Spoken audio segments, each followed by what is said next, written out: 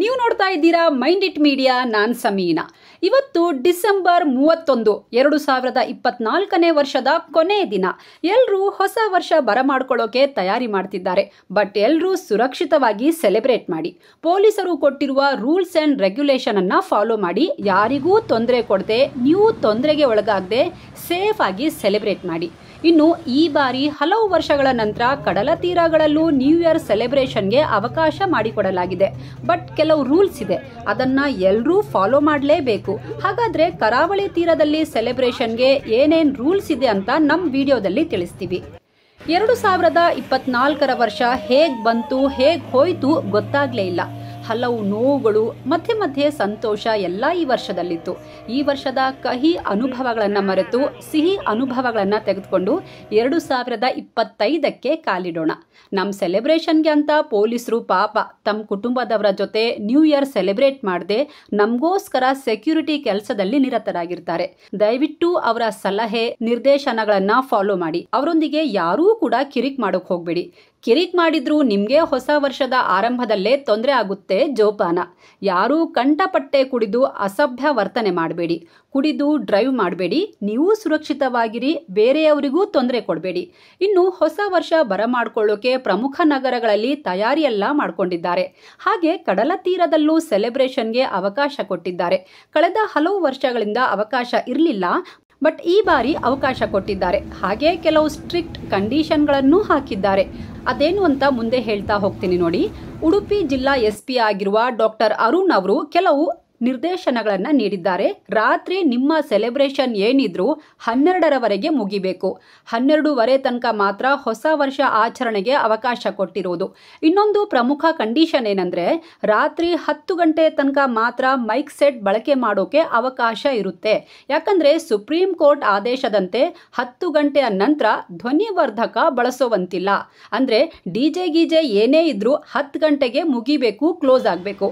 But 10 ಗಂಟೆಯ ಮೇಲೆ sound ಮಾಡೋ ಹಾಗಿಲ್ಲ. ಅಂದ್ರೆ ಹೇಗೆ? ಹಾಡುಗಳಿಲ್ಲದೆ, ಮ್ಯೂಸಿಕ್ ಇಲ್ಲದೆ ಸೆಲೆಬ್ರೇಷನ್ ಏನ್ ಮಾಡೋದು ಅಂತ ಜನ ಕೂಡ ತಕರಾರು ಎತ್ತಿದ್ದಾರೆ.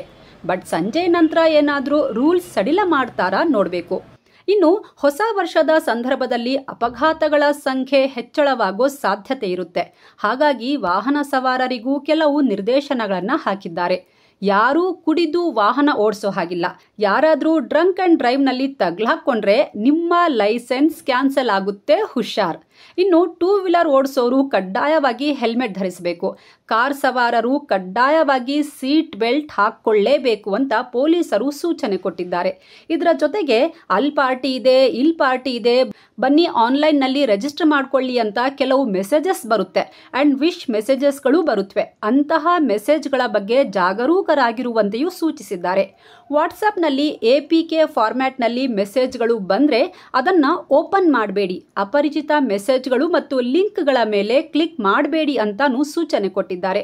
ಇನ್ನು ಉಡುಪಿ ಜಿಲ್ಲೆಯ ಕಡಲ ತೀರ ಪ್ರದೇಶಗಳಲ್ಲಿ ನೀರಿಗಿಳಿಯುವಾಗ ಎಚ್ಚರಿಕೆ ವಹಿಸಬೇಕು ಅಂತ ಕಟ್ಟಪ್ಪಣೆ ಹೊರಡಿಸಿದ್ದಾರೆ.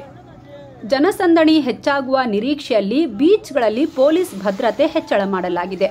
ಕಡಲ ಕಿನಾರೆಯಲ್ಲಿ ಸೆಲೆಬ್ರೇಟ್ ಮಾಡೋರು ಯಾರೂ ಕುಡಿದು ನೀರಿಗೆ ಇಳಿಯೋ ಹಾಗಿಲ್ಲ. ಅಲ್ಲಿರೋ ಕೋಸ್ಟ್ ಗಾರ್ಡ್ ಸಿಬ್ಬಂದಿ ಸೂಚನೆಗಳನ್ನು ತಪ್ಪದೇ ಪಾಲಿಸಬೇಕು ಅಂತ ನಿರ್ದೇಶನ ಕೊಡಲಾಗಿದೆ. ಇನ್ನು ಇಂಥ ಟೈಮಲ್ಲೇ ಯಥೇಚ್ಛವಾಗಿ ಡ್ರಗ್ ಡೀಲ್ ನಡೆಯೋದು ಮತ್ತು ಕನ್ಸ್ಯೂಮ್ ಮಾಡೋದು. ಹಾಗಾಗಿ ಪಾರ್ಟಿ ನಡೆಯೋ ಎಲ್ಲ ಕಡೆ ಪೊಲೀಸರು ಕಟ್ಟೆಚ್ಚರ ವಹಿಸಿದ್ದಾರೆ.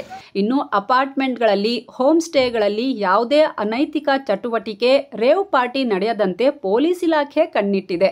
ನ್ಯೂ ಇಯರ್ ಸೆಲೆಬ್ರೇಷನ್ ನಮ್ಮ ಸಂಸ್ಕೃತಿ ಅಲ್ಲ, ಹಾಗಾಗಿ ಯಾರು ಪಾರ್ಟಿ ಮಾಡಬಾರ್ದು ಅಂತ ಕೆಲವು ಸಂಘಟನೆಗಳು ತಕರಾರು ಎತ್ತಿವೆ. ಹಾಗಾಗಿ ಅಲ್ಲಲ್ಲಿ ನೈತಿಕ ಪೊಲೀಸ್ಗಿರಿ ನಡೆಯೋ ಸಾಧ್ಯತೆಯೂ ಇರುತ್ತೆ. ಸೊ ಉಡುಪಿ ಜಿಲ್ಲೆಯ ಯಾವುದೇ ಭಾಗದಲ್ಲಿ ನೈತಿಕ ಪೊಲೀಸ್ಗಿರಿ ಮಾಡಬಾರ್ದು ಅಂತ ಖಡಕ್ ಸೂಚನೆ ಕೊಟ್ಟಿದ್ದಾರೆ. ಎಲ್ಲಾದ್ರೂ ಯಾರಾದ್ರೂ ಪುಂಡರು ಕಿರಿಕ್ ಮಾಡಿದ್ರೆ, ನೈತಿಕ ಪೊಲೀಸ್ಗಿರಿ ಮಾಡೋದು ಕಂಡು ಬಂದ್ರೆ ತಕ್ಷಣ 112ಗೆ ಕರೆ ಮಾಡಿ ಅಂತ ಉಡುಪಿ ಜಿಲ್ಲಾ ಪೊಲೀಸ್ ವರಿಷ್ಠಾಧಿಕಾರಿ ಡಾಕ್ಟರ್ ಅರುಣ್ ಕುಮಾರ್ ಮಾಹಿತಿ ಕೊಟ್ಟಿದ್ದಾರೆ.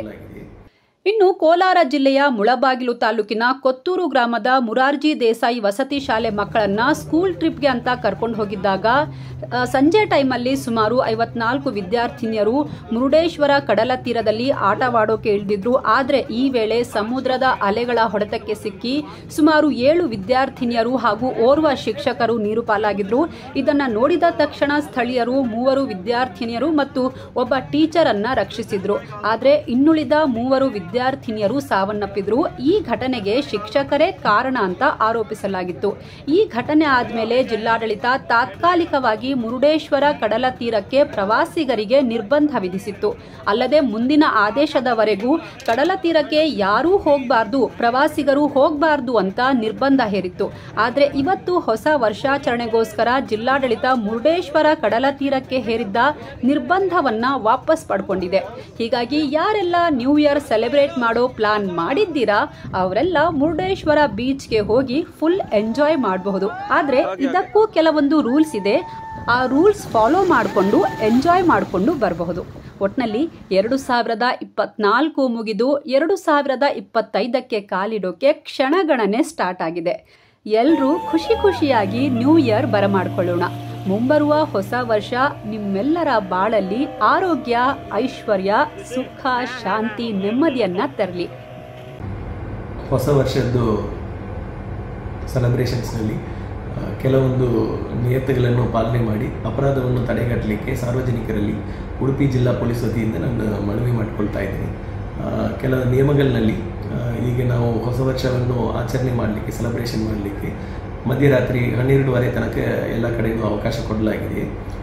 ಆದರೆ ಇದು ಲೌಡ್ ಸ್ಪೀಕರ್ ಅಥವಾ ಸೌಂಡ್ ಸಿಸ್ಟಮ್ಸನ್ನು ಮಾನ್ಯ ಉಚ್ಚ ನ್ಯಾಯಾಲಯದ ಆದೇಶದನ್ವಯ 10 ಗಂಟೆಗೆ ಅದನ್ನು ಬಂದ್ ಮಾಡಿಸಿ ಯಾರು ಪಾರ್ಟಿ ಆರ್ಗನೈಸರ್ಸ್ ಇದ್ದಾರೆ ಅವರಿಗೆ ನಿರ್ದೇಶನ ನೀಡಲಾಗಿದೆ. ಸೊ ಸಾರ್ವಜನಿಕರು ಅದು ಗಮನದಲ್ಲಿ ಇರಲೇಬೇಕಾಗುತ್ತೆ.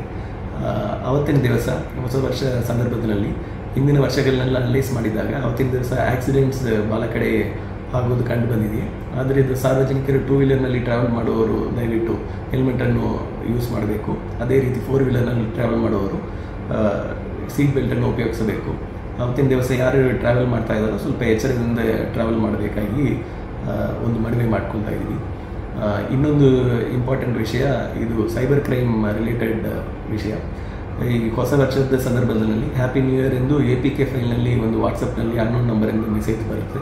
ಬಂದ ಮೇಲೆ ಅದನ್ನು ಕ್ಲಿಕ್ ಮಾಡಿದರೆ ಅದರಿಂದ ಹಣ ಹೋಗುವ ಸಾಧ್ಯತೆ ಇದೆ. ಸೊ ಆದ್ದರಿಂದ ಯಾರದೇ ನಿಮಗೆ ವಾಟ್ಸಪ್ನಲ್ಲಿ ಅನ್ನೋನ್ ನಂಬರಿಂದ ಮೆಸೇಜ್ ಬಂದರೆ ಅದನ್ನು ಸ್ವಲ್ಪ ವೆರಿಫೈ ಮಾಡಿ ಆಲೋಚನೆ ಮಾಡಿ ಆಮೇಲೆ ಓಪನ್ ಮಾಡೋದು ಸೂಕ್ತವಾಗಿರುತ್ತದೆ. ಮತ್ತು ಇನ್ನೊಂದು, ಹೊಸ ವರ್ಷದ ಸಂದರ್ಭಗಳಲ್ಲಿ ಉಡುಪಿ ಜಿಲ್ಲೆಯಲ್ಲಿ ಹಲವಾರು ಕಡೆ ಬೀಚಸ್ ಇರೋದ್ರಿಂದ ಅಲ್ಲಿ ಡ್ರೌನಿಂಗ್ ಡೆತ್ಸ್ ಜಾಸ್ತಿ ಆಗಲಿಕ್ಕೂ ಚಾನ್ಸಸ್ ಜಾಸ್ತಿ ಇದೆ.